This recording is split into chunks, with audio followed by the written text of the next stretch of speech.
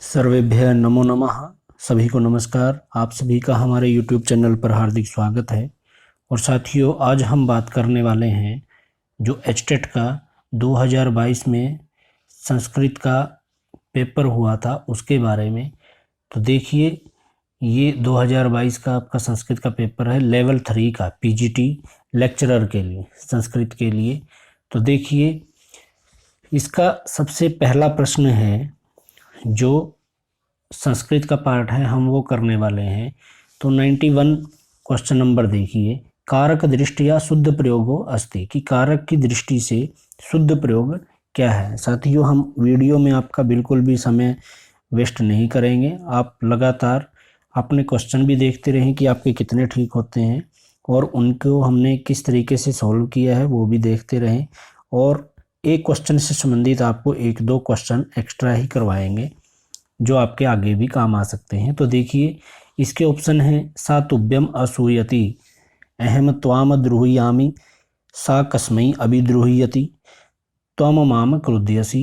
तो इसका सही आंसर आपका होगा सा तुभ्यम असूयति। सा तुभ्यम असूयति सही आंसर होगा। अगला प्रश्न है, छंदसु विकल्पेन गुरुः भवति, कि छंद में विकल्प से गुरु होता है। तो छंद में विकल्प से गुरु होता क्या है, ये मान लिया जाता है विकल्प से। तो ये होता है पद के अंत में, पदांतगः। दूसरा इसका सही आंसर होगा। तीसरा, षोडश द्विकर्मक धातुषु न गण्यते, कि जो 16 द्विकर्मक धातुओं में न गण्यते नहीं गिनी जाती हैं, वो कौन सी है। तो देखिए, ये आपका कारक प्रकरण से लिया गया है, और इसमें जो आपका कर्म कारक है, इसमें एक सूत्र आता है अकथितम च, सूत्र आता है अकथितम च, और इस अकथितम च में 16 धातुएं होती हैं। वो 16 धातुएं आपकी हैं, दु, या, चपच, दंड, ची, ब्रू, सास, जी, मथ, मुसाम। इस तरीके से आपकी 16 धातुएं होती हैं, लेकिन इसमें जो क्री क्रयणे अर्थ में है ये नहीं आती, तो नहीं गिनी जाती है। तो ये सही आंसर होगा, क्योंकि मथ मथने अर्थ में भी होती है, हरि हरणे अर्थ में, और ची चयन अर्थ में भी होती है। लेकिन जो इनकी गणना नहीं होती वो इस क्री की नहीं होती, इस क्री की होती है जो करने अर्थ में होता है। इसके बाद आपका अगला प्रश्न है 94, कि अनुचितम चिनोत। अनुचितम, देखिए आपको बहुत सारे प्रश्न ऐसे ही मिलेंगे। अनुचितम जो आपको चारों पढ़ने पड़ेंगे, उनमें अनुचित आपको देखना है। उचित पे एकदम से टिक नहीं लगा देना। अनुचित कहीं पर असंगत अर्थ में होता है, असंगत अर्थ में होता है। कई जगह ये असत्य लिख देते हैं, गलत लिख देते हैं, और अनुचित लिख देते हैं। तो आपको ये चारों अच्छी तरह से पढ़ने हैं। तो देखिए, त्रिमुनि यति युता, इसमें साथ साथ पर ये सृगधरा जो आपका छंद है उसका है, इसमें साथ साथ वर्णों पर यति आती है। इसके बाद आपका सूर्यास्वई, जिसमें सूर्यास्वई 12 सूर्य और 7 घोड़े होते हैं, उसमें 19 वर्ण होते हैं आपके। इसके बाद भोगी लोकई, ये आपका मालिनी में आता है, नैनमयु तेयम मालिनी भोगी लोकई घा, जिसमें 8 भोग और 7 लोक होते हैं। ये सभी आपके सही हैं। बच गया आपका रसई ही रुद्रई ही, ये आपका है, इसका बनता है रसई रुद्रई छिन्ना यमन सब लाग शिखरणी। तो ये आपका शिखरणी का लक्षण होता है, ये वाला सही आंसर होगा, क्योंकि इसमें आपके 6 रस, जो रस हैं वो कितने होते हैं 6, और जो रुद्र हैं वो कितने होते हैं 11, और इसमें टोटल कितने वर्ण होते हैं 17। तो 6 और 11 पर यति आती है। यति मतलब थोड़ा सा ठहराव आता है, तो 8-9 पर नहीं आता, 6 और 11 पर आता है। तो आपका सही आंसर होगा तीसरा, रसई ही रुद्रई ही, ये वाला। इसके पश्चात है यमक अलंकारई ही, यमक अलंकारई आवृत वर्ण समुदायस्य वैशिष्ट्यम न भवति। यमक अलंकार में आवृत वर्ण समुदाय का वैशिष्ट्य नहीं होता है। तो आपका इसका क्या आएगा, भिन्नार्थकत्व। तनेव कर्मेण आवृत्ति, मतलब शब्दों की आवृत्ति होनी चाहिए क्रम से, ये भी सही है।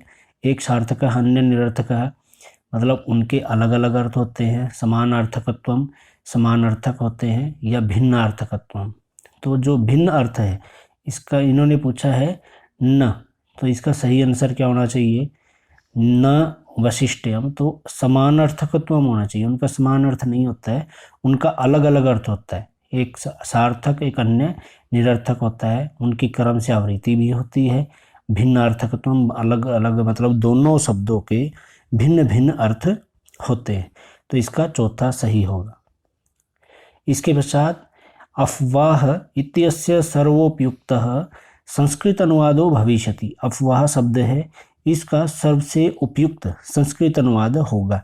तो सबसे सही अनुवाद होगा, इन चारों में से आप छांटिए क्या होगा, इसका सही आंसर होता है लोकापवाद है, लोकापवाद।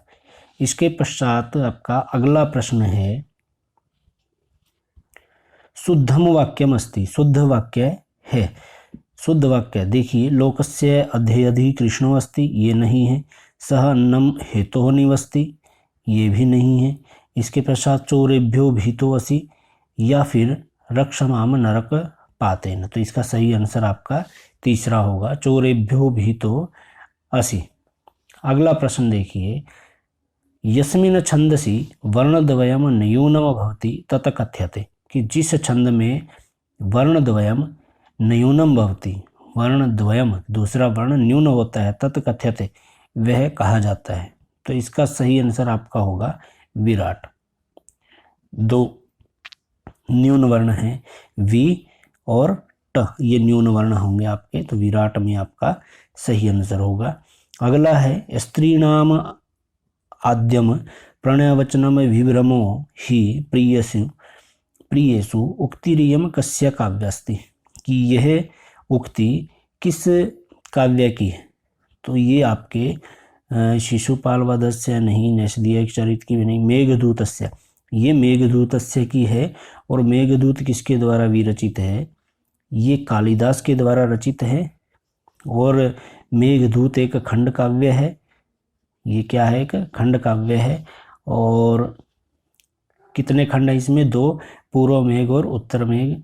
और मेघदूत किस छंद में, कौन सा छंद है इसमें, मंदा क्रांता आपका छंद होगा मेघदूत में। शिशुपाल वध माघ का है, मेघदूत आपका हो गया कालिदास का, कुमार संभव कालिदास का है। और नैषधीय चरितम ये आपका श्रीहर्ष का है। इसके पश्चात अगला प्रश्न है चतुर्षु पादेषु आहत्य वर्णानाम संख्यानुसारम उचित मेलियन। देखिए ये आपके छंद से प्रश्न दिया हुआ है, छंद का हमने स्पेशल वीडियो बना रखा है, आप वहां जा करके ये वीडियो छंद का संपूर्ण देख सकते हैं। तो देखिए छंदों की वर्णों की संख्या दे रखी है। तो मालिनी, मालिनी में कितने वर्ण होते हैं, नैनमयूत यम मालिनी भोगी लोकई, भोग 8, 7 लोक, तो 8 और 7 15, और 4 पाद होते हैं, तो 15 को 4 से मल्टीप्लाई करो आपके 60 हो जाएंगे। तो मालिनी में कितने होंगे, 60 वर्ण। इसके बाद है आपका वंशस्थ। वंशस्थ का लक्षण होता है जतऊ तो वंशस्थ मुदीरितम जरऊ। तो इसमें आपका जगण और तगण 6 हो गए, और बाद में जरऊ जगण और रगण हो गया। तो ये आपके 4 हो गए, 4 तिये 4 हो गए ना, 4 तिये 12 वर्ण होते हैं। और 12 के 4 पाद तो 48, और वंशस्थ का आपको हो जाएगा 48। फिर आता है वसंत तिलका। वसंत तिलका में आता है आपका उक्ता वसंत तिलका तब जगऊ घ, इसमें आपके 14 वर्ण होते हैं, और 4 पाद में 56 हो जाएंगे। इसके पश्चात है शिखरणी। शिखरणी रसई ही रुद्रई छिन्ना यमन सबलागा, यह भी पहले आया भी था। तो इसमें 6 रस और 11 रुद्र, 17 वर्ण होते हैं। 17 को 4 से मल्टीप्लाई कर लो तो 68 वर्ण होते हैं टोटल। तो इस तरीके से आपका ये हो जाएगा। और इसका सही आंसर क्या हो जाएगा, मतलब ई, क का ई, फिर अ आ ई, इस तरीके से। तो देखिए ये आपका सही होगा चौथा, ई, अ आ और ई, इस तरीके से। अगला प्रश्न देखिए, अगला प्रश्न है त प्रत्यांत शब्दों नास्ति। कि त प्रत्यांत शब्द नहीं है, त प्रत्यांत शब्द नहीं है। ऑप्शन है कीर्णा या पक्वा, ऊढ़ा या स्थाता। तो इसका सही आंसर आपका होगा स्थाता। चौथा इसका सही आंसर होगा। अगला प्रश्न देखिए, षष्ठी विधायकम सूत्रम नास्ति। षष्ठी विधायक सूत्र नहीं है। कौन सा नहीं है? सर्वनामन तृतीया च, अधिगर्धदयेषां कर्मणि या कृत्यानाम कर्तृवा यस्य च भावेन भावलक्षणम। तो इसका आपका सही आंसर होगा चौथा, यस्य च भावेन भावलक्षणम। ये होता है सप्तमी में, जिसका उदाहरण होता है गोषु दुह्यमानासु, गोषु दुह्यमानासु गतः। ठीक है, क्योंकि सर्वनाम शब्दों में सर्वनाम तृतीया च, जो सर्वनाम शब्द है उसमें षष्ठी और तृतीया दोनों होती हैं सर्वनाम तृतीया सूत्र के द्वारा। इसके पश्चात आपका अधिगर्धदयेषां कर्मणि, ये अधि उपसर्ग पूर्वक ई धातु और एक आपकी दय धातु और इश धातु, इन तीनों में षष्ठी विभक्ति होती है, जिसका उदाहरण होता है मातुः स्मरणम, मातुः स्मरणम। इसके पश्चात अगला प्रश्न है, किराता अर्जुनीय महाकाव्ये कतमे सर्गे शिवा अर्जुनयोः युद्धस्य चित्रकाव्यत्वेन वर्णनम कृतम। कि किराता अर्जुनीय महाकाव्य के किस सर्ग में शिव और अर्जुन इन दोनों के युद्ध का चित्रकाव्य वर्णन किया है, मतलब युद्ध का चित्रण किया है, वर्णन किया है। तो इसका आपका सही आंसर क्या होगा? थर्ड होगा, पंचदशे सर्ग। और ये कहाँ पर है शिव और अर्जुन का युद्ध? किराता अर्जुनियम में है। किराता अर्जुनियम किसके द्वारा विरचित है? भारवी के द्वारा विरचित है, जिस पर हमने संपूर्ण वीडियो भी बना रखा है। इनका समय क्या है? 600 ईस्वी, और इनको उपाधि दी गई थी आतपत्र भारवी। आतपत्र भारवी की इनको उपाधि भी दी गई है। और किराता अर्जुनियम में कितने सर्ग हैं? इसमें 18 सर्ग हैं। कितने सर्ग हैं? 18 सर्ग हैं। 1030 श्लोक दिए हुए हैं, जो संपूर्ण किराता अर्जुनियम में है। और उपजीव्य ग्रंथ की बात करें तो महाभारत का वन पर्व उपजीव्य ग्रंथ है, यहाँ से किराता अर्जुनियम लिया गया है। अगला प्रश्न देखिए, इदम इति शब्दस्य शुद्धम स्त्रीलिंगम रूपम वर्तते। कि जो इदम शब्द रूप है, इसमें आपका स्त्रीलिंग में शुद्ध शब्द क्या बनेगा? तो जितने भी शब्द रूप के आपके प्रश्न आए तो आपको वो कंप्लीट कर पढ़ने हैं, ताकि आपका आगे भी कोई क्वेश्चन गलत न हो। तो देखिए, इदम ऑप्शन जो दिए हुए हैं, इमऊ, इमम, आशु और आसु।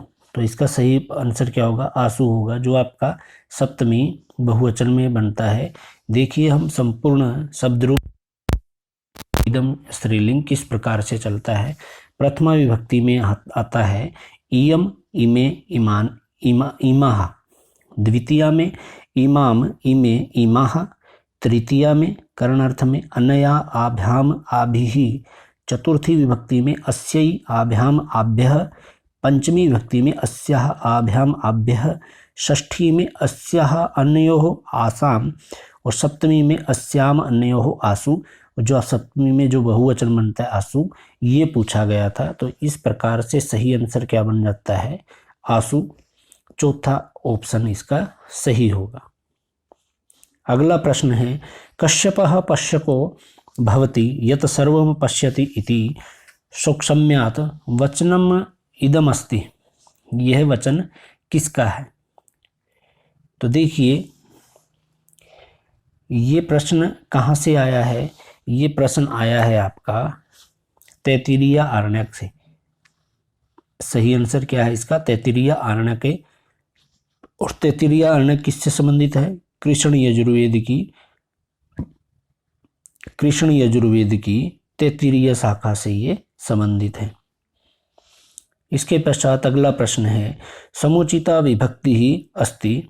कि समुचित विभक्ति बताइए कि इनमें से सही क्या है? नद्याम नद्यो, नदी नाम जो पहला है ये आपका गलत है। मातरम मातरऊ मातरीन ये भी गलत है। धेनवई ही धेनुरभ्याम धेनुरभ्य ये भी आपका गलत है। लक्ष्मी ही लक्ष्म्यऊ लक्ष्म्य, तो इसका सही आंसर क्या होगा? चौथा इसका सही आंसर होगा आपका लक्ष्मी ही लक्ष्म्यऊ लक्ष्म्य। और अगर हम बात करें अब इसके पूर्ण शब्द रूप की, तो संपूर्ण शब्द रूप कैसे है देखिए। लक्ष्मी लक्ष्म्यौ लक्ष्म्यः, प्रथमा द्वितीया लक्ष्मीम लक्ष्म्यो लक्ष्मीः, तृतीया लक्ष्म्या लक्ष्मीभ्यां लक्ष्मीभिः, चतुर्थी लक्ष्मी लक्ष्मीभ्यां लक्ष्मीभ्यः, पंचमी विभक्ति लक्ष्म्यः लक्ष्मीभ्यां लक्ष्मीभ्यः, षष्ठी लक्ष्म्यः लक्ष्म्योः लक्ष्मीनां, सप्तमी लक्ष्म्यां लक्ष्म्योः लक्ष्मीषु, और संबोधन में बनेगा हे लक्ष्मी हे लक्ष्म्यो हे लक्ष्म्यः। तो ये इस प्रकार से ये आपका लक्ष्मी शब्द रूप होगा। और इन शब्द रूप को आप एक बार सभी अकारांत इकारांत जितने भी आपके शब्द रूप बनते हैं उनको पढ़ करके अवश्य जाएं, क्योंकि इनमें से 4-5 प्रश्न अवश्य आते हैं। अगला प्रश्न देखिए। शाश्वती इति पुस्तके सौवर्णस्फटिका पाठः मृच्छकटिकस्य कस्माद् अंकात् उद्धृतः। तो इसका सही आंसर होगा आपका षष्ठ अंकात।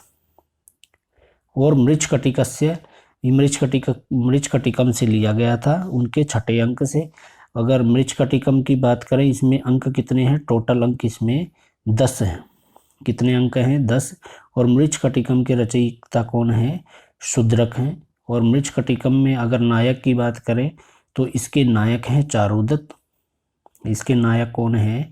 चारुदत्त। और अगर नायिका की बात करें तो वो नायिका है वसंत सेना। कौन है? वसंत सेना। और इसमें अगर श्लोक की बात करें तो सारे 380 श्लोक इसमें दिए गए। ठीक है। अगला प्रश्न देखिए। अशुद्ध प्रत्यय प्रयोगो अस्ति। अशुद्ध शब्द का प्रयोग है, मतलब जो गलत है आपने वो बताना है। नेतव्य दृष्टव्यम, तो इसका सही आंसर आपका दृष्टव्यम हो जाएगा। इसमें तव्यत प्रत्यय है, तव्यत प्रत्यय है, दृश्य धातु है, और दृश्य धातु से तव्यत प्रत्यय लगाने पर दृष्टव्य नहीं बनता, दृष्टव्यम बनता है। दृष्टव्यम बनता है। ठीक है। तो इसका दूसरा आपका सही होगा दृष्टव्यम। सही तो नहीं है, ये गलत है। दृष्टव्यम क्या है? ये गलत है जो प्रश्न में पूछा गया था। वैसे नेतव्यम अनंतव्यम गंतव्यम ये आपके सही है। प्रश्न के अकॉर्डिंग ये ठीक है। इसके पश्चात अगला प्रश्न है। निर्वेद स्थायी भावो अस्ति शांतो अपि नवमो रसः उक्तिरियम अस्ति। निर्वेद स्थायी भावो अस्ति, निर्वेद स्थायी भाव है, शांतो अपि नवमो, शांति शांत रस जो है वो नवमा है। यह उक्ति किसकी है? तो इसका सही आंसर आपका होगा मम्मटस्य। मम्मट इसका सही आंसर होगा। अगला प्रश्न है। भवतः भवतिः इति भवतः भवतिः इति भवत शब्दस्य रूपद्वयं कर्मशः विभक्ति वचनम चिनुत। तो भवता और भवती में भवत शब्द रूपद्वयं कर्मशः विभक्ति बतानी है। इसका सही आंसर आपका दूसरा होगा द्वितीय बहुवचनम और द्वितीय बहुवचनम, ये दोनों द्वितीय बहुवचन है। इसके पश्चात अगला प्रश्न है। क्री धातु हो लंग लकारे शुद्धम आत्मनेपद रूपम अस्ति। अब जो क्री धातु है इसका आपने आत्मनेपद में बताना है और लंग लकार में शुद्ध बताना है। तो इसका सही आंसर आपका होगा अकुर्वी। जो आपका चौथा है ये ऑप्शन बिल्कुल सही होगा। हम क्री धातु का संपूर्ण लंग लकार अतः आत्मनेपद में देख लेते हैं। प्रथम पुरुष में बनेगा अकुरुत अकुरुवाताम अकुरुवत, मध्यम पुरुष में बनेगा अकुरुथः अकुरुवाथाम अकुरुध्वम, और उत्तम पुरुष में बनेगा अकुर्वी अकुर्वही अकुर्मही। ठीक है। तो इस प्रकार से ये आपका क्री धातु का आत्मनेपद में लंग लकार होगा। अगला प्रश्न है कि समुचितः कर्मणि भावे वा प्रयोगो वर्तते। समुचित रूप में कर्मणी भावे में विकल्प से प्रयोग होता है, कर्मणी भावे में, तो इसका आपका सही आंसर होगा तिष्ठति का क्या बनेगा, स्थीयते। अगला प्रश्न देखिए, अगला प्रश्न है 113वां प्रश्न देखिए, समुचितः कत्वा प्रत्यय प्रयोगो वर्तते। कत्वा प्रत्यय का प्रयोग हुआ है।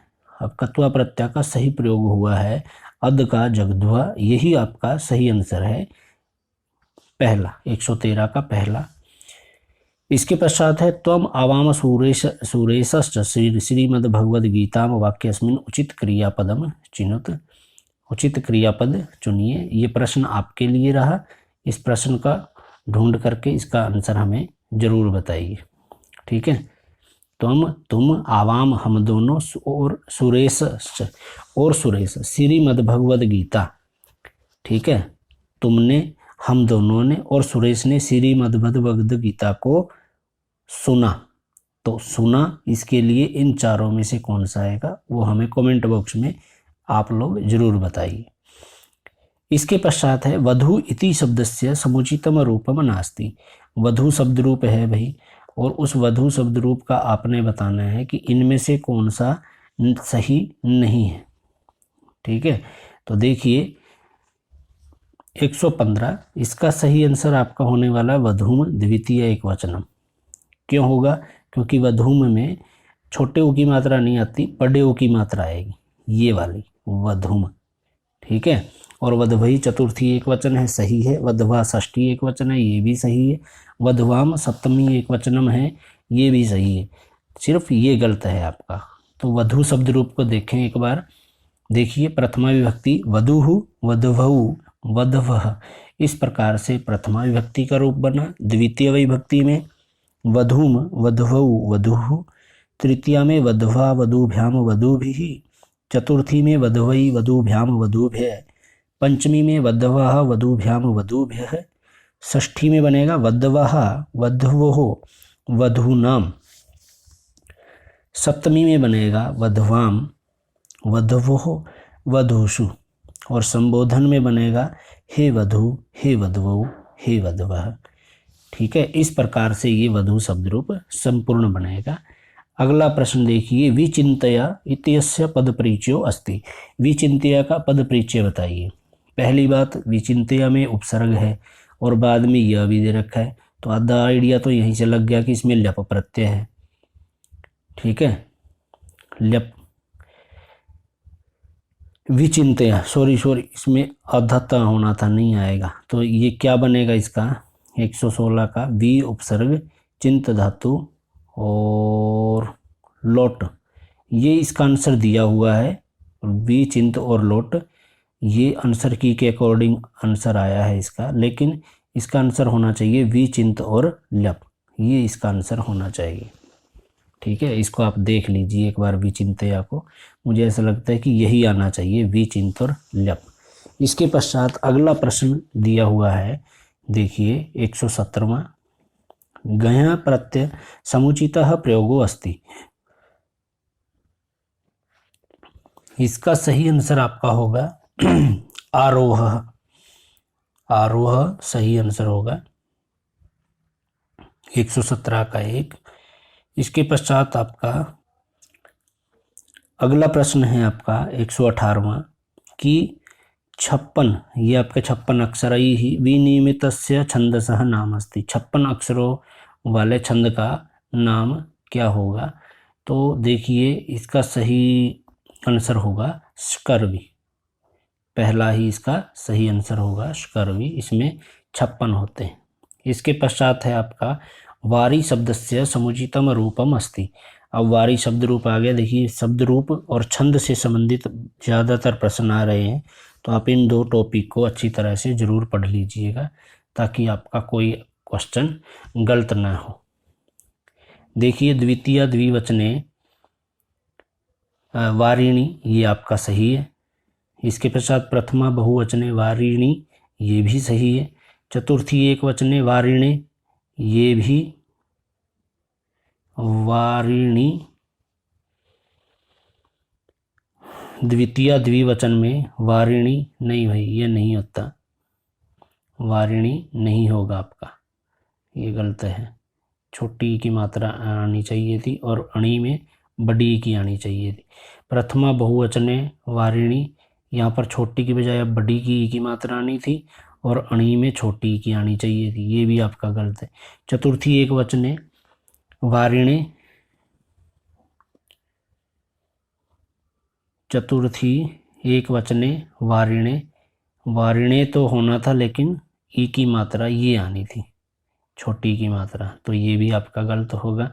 बच गया आपका सप्तमी एक वचने वारिणी, दोनों छोटी की मात्रा, तो आपका चौथा आंसर सही होगा।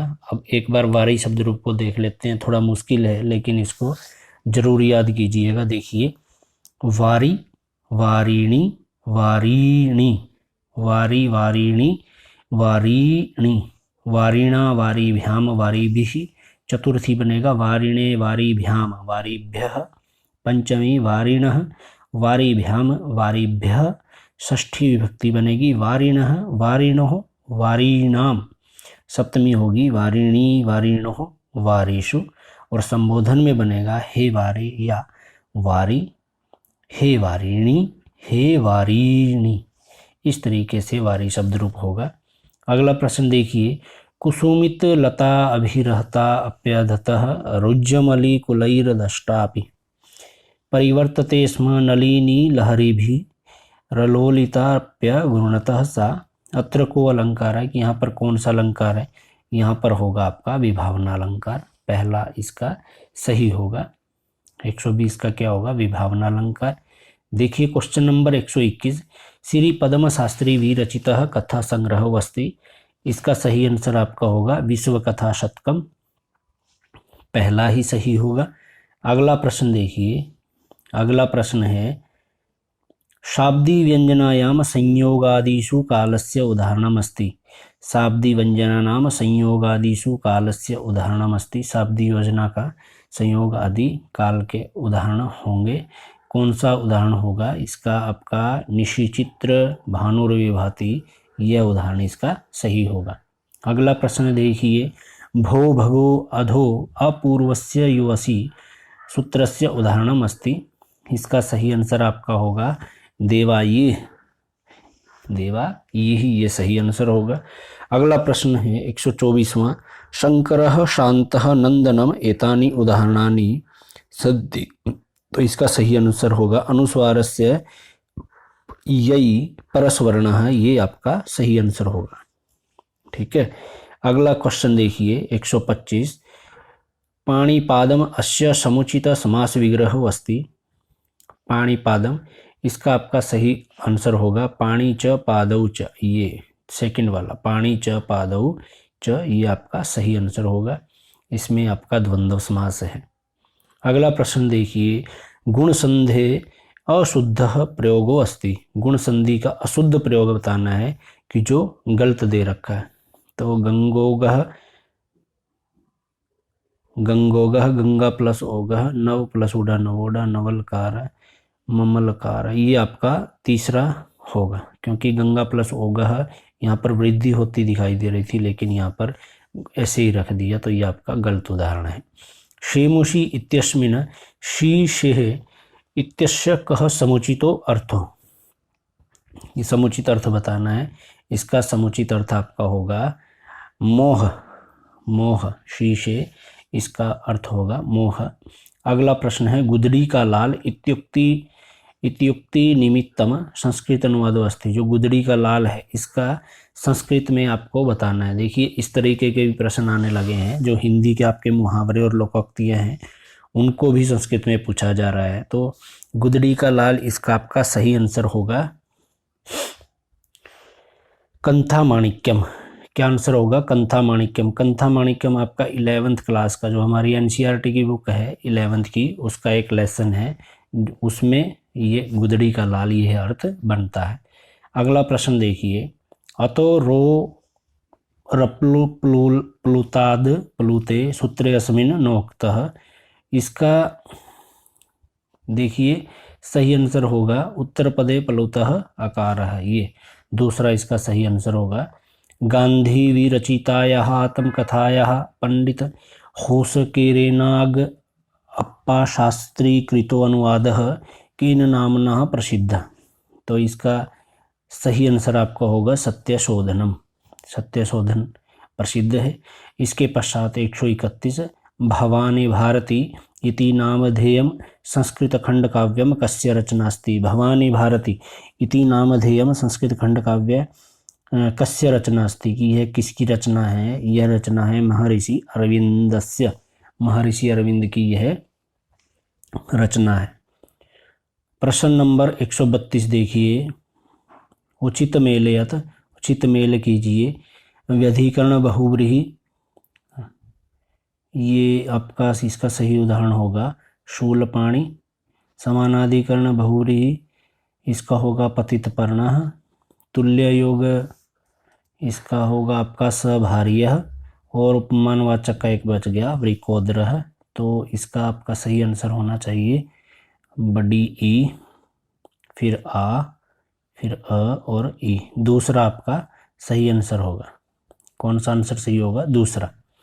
अगला प्रश्न देखिए। कृपणा नाम धनम नागा नाम फणमणि केसरा सिंहा नाम कुलबालिका नाम स्तना कुतः स्पृश्यन्ते अमृता नाम। अत्र को अलंकार है कि यहाँ पर कौन सा अलंकार है? तो यहाँ पर अलंकार है दीपकम। दीपकम इसका सही आंसर होगा। अगला प्रश्न है। कह कम शक्तो रक्षितुं मृत्यु काले रज्जुछेदे के घटम धारयन्ति एवं लोकस्तुल्य धर्मो वनानां काले काले छिद्यते रुह्यते च स्वपनवास बद्धते। स्वपनवास बद्धतम में यह वाक्य है। तो यह वाक्य किसने कहा है? इसका सही आंसर आपका होगा कांचुकी। कांचुकी ने यह वाक्य कहा है। और स्वपनवास बद्धतम किसके द्वारा रचित है? भास के द्वारा। और भास का समय कितना है? 327 ईस्वी। और इनकी कितनी रचनाएं हैं? 13 रचनाएं हैं। और स्वपनवास बद्धतम एक ऐसी रचना थी जो जलाए से भी नहीं जली थी। अगला प्रश्न देखिए। शुद्धम वाक्यम अस्ति, शुद्ध वाक्य बताना है। तो अग्नि ही पवित्रा अस्ति, ये गलत है। वेदः प्रमाणानि आपः पवित्रम परमम, ये आपका तीसरा सही आंसर होगा। अगला प्रश्न है। निनादय नवीनामय वाणी वीणाम इति भारती वसंत गीति रचयिता कह। इसके भारती वसंत गीति के रचनाकार कौन है? पंडित जानकी वल्लभ शास्त्री। अगला प्रश्न है। वेद पाठ विकृतियाँ है। वेद का प्रश्न है कि वेद पाठ में कितनी विकृतियां हैं? वेद पाठ में आपकी विकृतियां होती हैं 8। कौन कौन सी? जटा, माला, शिखा, रेखा, ध्वज, दंड, रथ, घन। इस प्रकार से ये 8 आपकी वेद पाठ की विकृतियां होती है। अगला प्रश्न है। समुद्र संगमः इति दाराशिकोः कृतः संस्कृत अनुवादः कस्य फारसी ग्रंथस्य वर्तते। जो समुद्र संगम है, ये दाराशिकों के द्वारा एक संस्कृत अनुवाद है। ये फारसी का ग्रंथ है कोई। तो वो कौन सा ग्रंथ है? वो है मजम उल बहरैन तीसरा। इस फारसी ग्रंथ का ये संस्कृत अनुवाद है समुद्र संगम। ठीक है। अगला प्रश्न देखिए। प्रश्न नंबर 139। अव्ययी भाव समासः कस्मिन् अर्थे न भवति। कि अव्ययी भाव का कस्मिन् अर्थे न भवति, किस अर्थ में अव्ययी भाव समास नहीं होता है? तो इसका विरुद्ध ये भी है साकल्यर्थ विशेष अर्थ नहीं होता। विशेष अर्थ में ये नहीं होता, बहुव्रीहि होता है।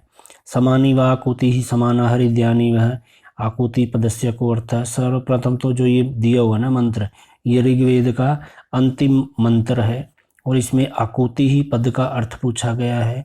तो इसका अर्थ होगा संकल्प। दूसरा आंसर इसका सही होगा।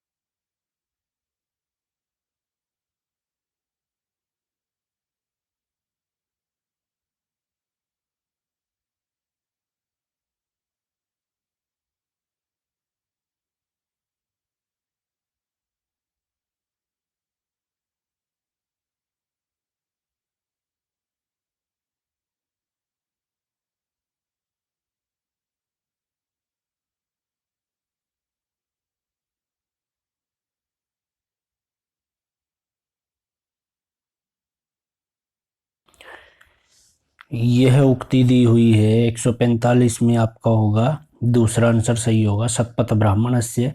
और शतपथ ब्राह्मण किससे संबंधित है? शुक्ल यजुर्वेद से, शुक्ल यजुर्वेद से संबंधित है। अगला प्रश्न है तात्पर्य वृत्ति प्रसंगे वाच्य एव वाक्यार्थः मतमिदम अस्ति। यह मत किसका है? तो यह मत है अन्विताभिधानवादी नाम। तीसरा इसका सही आंसर होगा। अगला प्रश्न है परेण अपरस्य संभावना कथ्यते। तो इसका सही आंसर आपका होगा उत्प्रेक्षा। उत्प्रेक्षा में ही संभावना रहती है। दूसरा है तदेव गगनमसैव धरा इति कविता संग्रह से रचयिता, कि ये एक जो कविता संग्रह है इसके रचयिता कौन है? तो इसका सही आंसर आपका होगा दूसरा, प्रोफेसर श्रीनिवास रथः। इस कविता संग्रह के रचयिता श्रीनिवास रथः हैं। अगला प्रश्न है मागृदः अत्र रेखांकित पदे को अलंकार है। तो मागृदः इस रेखांकित पद में कौन सा लकार है? इसमें लुंग लकार है आपका। अगला प्रश्न है शुद्धम संधि पदम चिनुत। शुद्ध संधि पद चुनना है। मनः कामना, ये पहला ही इसका सही होगा। मनः कामना यही शुद्ध शब्द है। तो ये थी आज का वीडियो जो हमने पीजीटी संस्कृत 2022 का पेपर सोल्व किया।